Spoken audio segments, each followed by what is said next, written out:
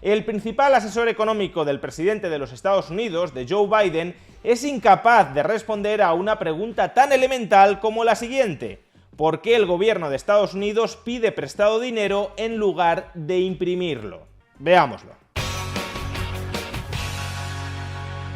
El economista Jared Bernstein es el jefe del Comité de Asesores Económicos del presidente de los Estados Unidos, Joe Biden, y esta semana la teoría monetaria moderna, una tradición de pensamiento que sostiene que los gobiernos no necesitan pedir prestado dinero para gastar, dado que pueden imprimir en primer lugar ese dinero y gastarlo directamente.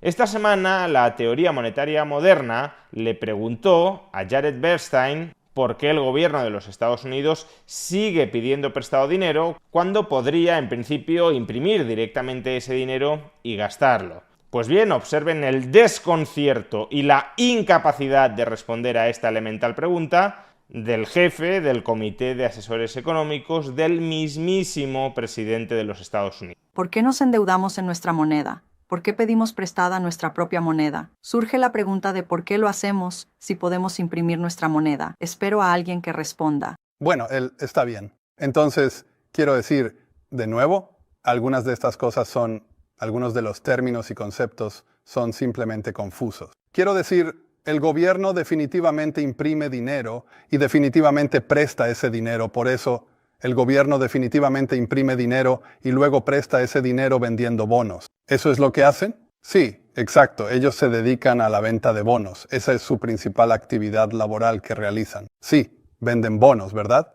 Dado que venden bonos y la gente compra los bonos y les presta el dinero. Sí, muchas veces, al menos para mí, con la teoría monetaria moderna, el lenguaje y los conceptos pueden ser algo confusos innecesariamente, pero no hay duda de que el gobierno imprime dinero y luego utiliza ese dinero para... Entonces, sí, supongo que simplemente no puedo hablar. No lo comprendo en lo más mínimo. No sé de qué están hablando, porque es como si el gobierno claramente imprimiera dinero, lo hace todo el tiempo, y claramente se endeuda. De lo contrario, no estaríamos teniendo esta conversación sobre deuda y déficit, así que no creo que haya nada confuso ahí. En realidad no hay nada más confuso que tu propia explicación, porque no has explicado absolutamente nada. Y claro, si a la teoría monetaria moderna se la responde de esta manera tan pueril y desastrosa, es lógico que vaya ganando adeptos por mucho que sea una doctrina económica equivocada. Veamos, ¿por qué un gobierno, por ejemplo el gobierno de Estados Unidos, tiene que pedir prestada la moneda que ese propio gobierno puede crear a discreción? En principio parece algo que no tiene demasiado sentido. ¿Por qué voy a pedir prestado algo que puedo crear yo mismo? Bueno, pues podemos explicarlo desde dos perspectivas que en el fondo son la misma. Una sería la perspectiva del equilibrio monetario y la otra sería la perspectiva del flujo de gasto. Empecemos con la perspectiva del equilibrio monetario. Lo que nos dice el equilibrio monetario es que el valor del dinero está determinado por la oferta de dinero y por la demanda de dinero para atesorar ese dinero, es decir, para mantener ese dinero en los saldos de tesorería, en la cuenta corriente de los agentes económicos. ¿Y esto qué significa? Pues que si aumenta la oferta de dinero sin que haya aumentado la demanda, el dinero perderá valor, y si el dinero pierde valor, habrá inflación. O de la misma manera, si cae la demanda de dinero sin que al mismo tiempo se reduzca la oferta de dinero, entonces el dinero perderá valor y por tanto habrá inflación. O en sentido contrario, si se reduce la oferta de dinero sin que se haya reducido la demanda de dinero, entonces, como con cualquier otro bien, como con cualquier otra mercancía, el dinero ganará valor y habrá deflación. O si aumenta la demanda de dinero sin que aumente la oferta de dinero, entonces el dinero de nuevo ganará valor y habrá deflación. Ya digo, esto no es excepcional, esto es lo que sucede con el valor de cualquier otro bien, de cualquiera otra mercancía. Si sube la demanda de una mercancía, gana valor. Si cae la demanda de una mercancía, pierde valor. Si sube la oferta de una mercancía, pierde valor. Y si se reduce la oferta de una mercancía, gana valor. Pues lo mismo con el dinero en equilibrio monetario. Partiendo de esa base, imaginemos un gobierno que quiere gastar más de lo que ingresa. Cualquier gobierno que quiera gastar más de lo que ingresa en impuestos tiene dos alternativas. La primera es financiar la diferencia pidiendo prestado ese dinero, vendiendo bonos en el mercado y recibiendo dinero a cambio de esos bonos. Y la segunda, tal como señala la teoría monetaria moderna, es imprimir nuevo dinero para pagar la diferencia entre los mayores gastos y los ingresos. Ahora bien, si el gobierno imprime, emite, crea nuevo dinero, lo que está haciendo es aumentar la oferta de dinero. Y ahí lo que deberíamos preguntarnos desde la perspectiva del equilibrio monetario es lo siguiente: la demanda de dinero en el sector privado, la demanda de dinero de familias y empresas, el dinero que familias y empresas quieren tener en sus saldos de tesorería, ¿se ha incrementado? Porque si no lo ha hecho, si la demanda de dinero no ha aumentado y el gobierno aumenta la oferta de dinero, entonces lo que sucederá desde la perspectiva del equilibrio monetario es que el dinero se depreciará y por tanto habrá inflación. Es decir, que en el fondo el gobierno estará financiando, estará sufragando el exceso de gastos sobre ingresos a través del cobro de un impuesto indiscriminado sobre los tenedores de saldos de tesorería, como es la inflación. Cuidado, que esto también significa que si la demanda de dinero hubiese aumentado, entonces el gobierno sí tendría cierto margen para financiar su déficit, para gastar más de lo que ingresa, creando nuevo dinero sin generar inflación. Pero claro, aquí reside el quid de la cuestión. Salvo que presupongamos que la demanda de dinero siempre se adapta a las necesidades de financiación de déficit del gobierno, es decir, que la demanda de dinero siempre se adapta a la oferta de dinero tal como la determina el gobierno, debería resultar muy obvio que si el gobierno quiere financiar un déficit público muy grande mediante la creación de muchísimo nuevo dinero, si la demanda de dinero no ha aumentado en paralelo a ese aumento brutal de oferta monetaria que proyecta el gobierno para financiar su brutal desequilibrio presupuestario, parece claro que en ese caso financiar el déficit creando dinero sí generará inflación. De tal manera que si la demanda de dinero no ha aumentado o no ha aumentado demasiado y un gobierno quiere financiar de manera no inflacionista un déficit público sustancial, no podrá financiar todo ese déficit público creando nuevo dinero, porque si aumenta la oferta monetaria en esa magnitud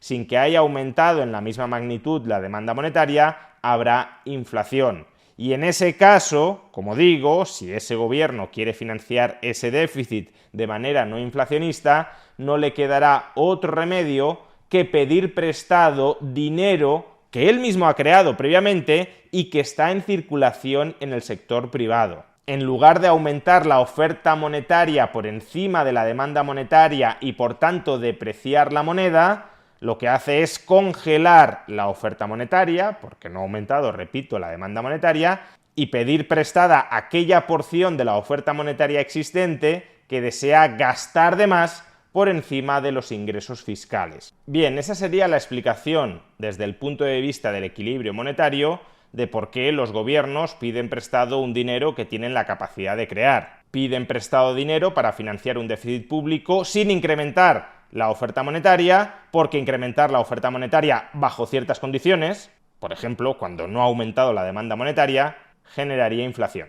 Y otra explicación complementaria a la anterior de por qué los gobiernos se endeudan en su propia moneda cuando podrían simplemente crearla de nuevo es la perspectiva del flujo de gasto. La perspectiva del flujo de gasto nos dice que se producirá inflación dentro de una economía siempre que el gasto agregado dentro de esa economía aumente más de lo que se puede incrementar la oferta agregada. Si los agentes económicos quieren gastar mucho dinero y la economía no tiene capacidad para aumentar la oferta de bienes y servicios en la misma magnitud en la que los agentes quieren incrementar su gasto, pues más gasto agregado, no mayor producción agregada, por tanto subidas de precios. Y cuidado, que lo anterior también significa que en economías donde, por ejemplo, los recursos ociosos, el desempleo sea gigantesco, sea una enormidad, en principio un gobierno podría gastar más de lo que ingresa creando nuevo dinero, aun cuando la demanda de dinero del sector privado no se hubiese incrementado,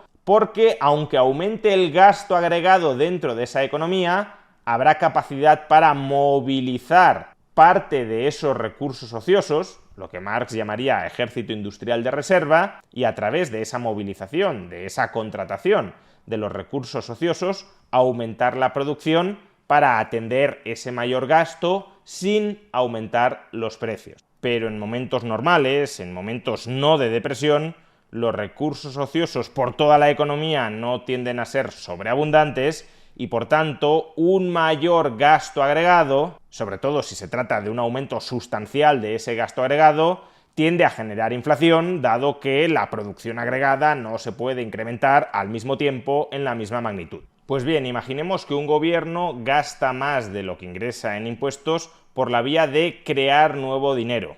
E imaginemos que, como en la explicación anterior, la demanda de atesoramiento, la demanda de almacenamiento, la demanda de mantenimiento del dinero en nuestra cuenta corriente, de no gastar, por tanto, el dinero, imaginemos que esa demanda no ha aumentado.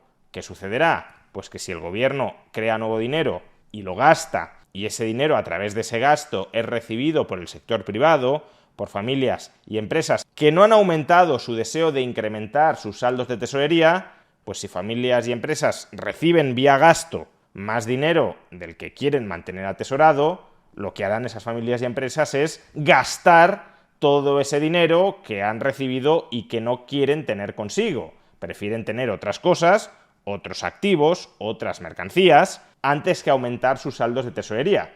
Por tanto, si la demanda de dinero no ha aumentado y el gobierno aumenta la oferta de dinero para gastar, esa mayor oferta de dinero no demandada por el sector privado se traducirá en un mayor flujo de gasto en el conjunto de la economía. El Estado gastará más imprimiendo dinero y el sector privado también gastará más, porque ese flujo de dinero no lo almacenará, no dejará de gastarlo.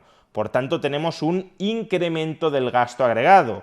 No es que el sector público, no es que el Estado gaste más a costa de que el sector privado deje de gastar. No, el sector público gasta más y el sector privado también gasta más. ¿Y qué sucede en ese contexto si la economía no es capaz de aumentar la oferta de bienes y servicios lo suficientemente rápido como para atender ese mayor flujo de gasto agregado? Pues que habrá inflación. Así pues, y desde la perspectiva del flujo de gasto, ¿por qué los gobiernos piden prestada aquella moneda que ellos mismos podrían crear? Pues para no incrementar el gasto agregado, la demanda agregada dentro de esa economía, potencialmente generando inflación. Al pedir prestado dinero que ya existe, es decir, al gastar sin crear nuevo dinero, el sector público puede gastar más, el dinero que ha pedido prestado, a costa de que el sector privado gaste menos, porque aquel agente económico que le ha prestado el dinero que tenía al sector público, ese agente económico se desprende temporalmente de unidades monetarias, las presta, que por tanto ya no pueden ser gastadas por él. Si el gobierno imprimiera nuevo dinero para gastar, ese agente económico podría seguir gastando ese dinero y el gobierno adicionalmente podría gastar el nuevo dinero que ha creado, con lo cual el gasto agregado se incrementaría. Y si la economía no puede atender ese mayor gasto agregado con mayor producción agregada a corto plazo, eso generará inflación. Y si el gobierno quiere financiar su déficit público de una manera no inflacionista, entonces tiene sentido que pida prestado dinero existente en lugar de crear nuevo dinero.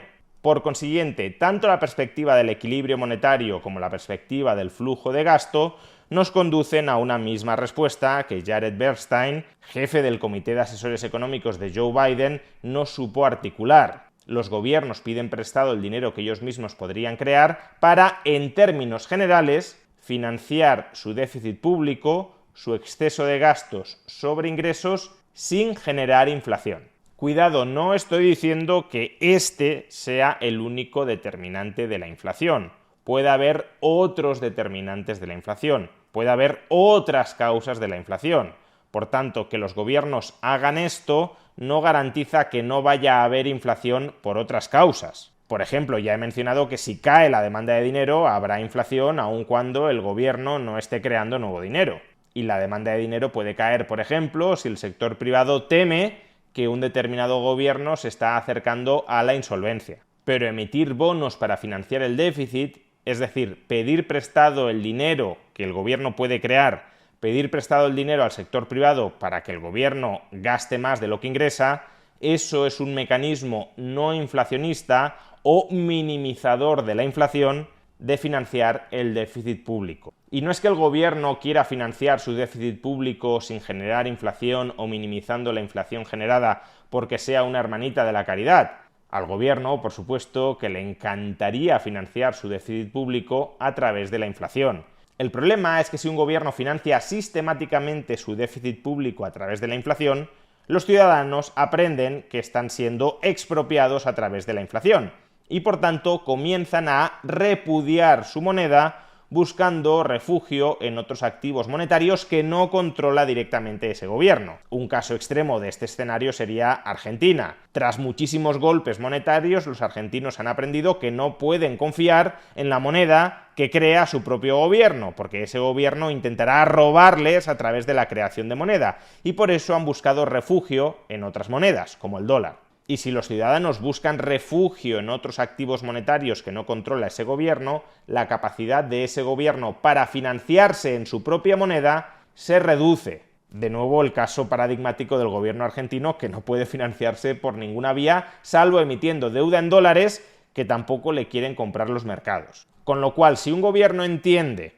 que si abusa mucho de la inflación como mecanismo para financiar el déficit, los ciudadanos reaccionarán y se adaptarán a esa estrategia inflacionista del gobierno, y al reaccionar y adaptarse a la misma, el gobierno perderá capacidad de financiación, le puede llegar a largo plazo a interesar al gobierno no abusar de la inflación como mecanismo de financiación del déficit. Y por eso, en el propio interés del gobierno, emite bonos, pide prestado el dinero que él mismo podría crear para evitar generar inflación sistemática y estructural en la financiación de sus déficits. Esa es la explicación que debería haber dado, o que al menos debería haber intentado dar, porque también hay que entender que en ocasiones es muy complicado sintetizar muchas ideas económicas en 30 segundos, pero esa es la explicación que debería haber dado, o que al menos debería haber intentado dar Jared Bernstein, jefe del Comité de Asesores Económicos de Joe Biden, del presidente de los Estados Unidos.